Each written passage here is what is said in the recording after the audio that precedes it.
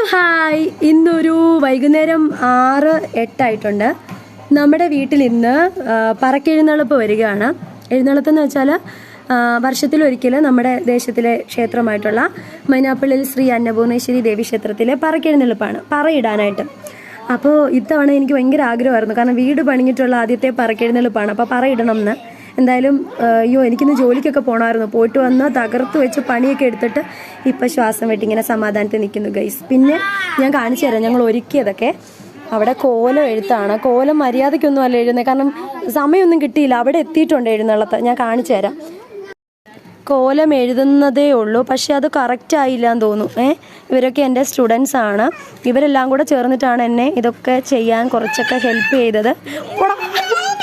Chinnu Chinnu guys, ഇതെൻ്റെ ഒരു വെൽവിഷറാണ്.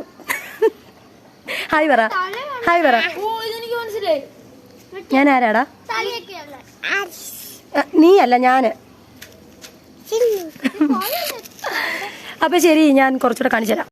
നമ്മുടെ വീടിന്റെ ഫ്രണ്ട് വശമാണ്. എഴുന്നള്ളത്തിങ്ങി വരാറായിട്ടുണ്ടേ.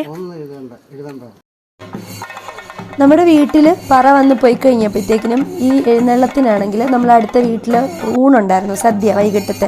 അപ്പം നമ്മളെല്ലാം പോയി കേട്ടോ. നല്ല കിടിലൻ സദ്യയൊക്കെ ഉണ്ട്, പായസമൊക്കെ കൂട്ടി അടിപൊളി സദ്യയൊക്കെ ഉണ്ടിട്ട് ഞങ്ങൾ നേരെ അൻപലി കാണാൻ പോയി. അൻപലി എന്താണെന്ന് വെച്ചാൽ 5 പറ ഒരുമിച്ചിടുന്നതാണ്.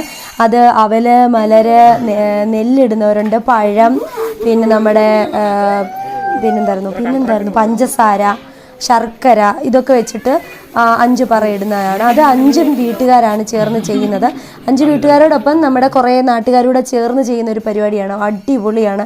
എല്ലാ വർഷവും ഇതുണ്ട്, പക്ഷേ ഞാൻ ഇതുവരെ നേരിട്ട് കാണാൻ പോയിട്ടില്ലായിരുന്നു. കാരണം എനിക്ക് അപ്പോഴൊക്കെ ഒന്നിൽ പീരീഡ്സ് കാണും, അല്ലെങ്കിൽ എന്തെങ്കിലുമൊക്കെ റീസൺ കാണും. പക്ഷേ ഇത്തവണ എനിക്കത് പറ്റി.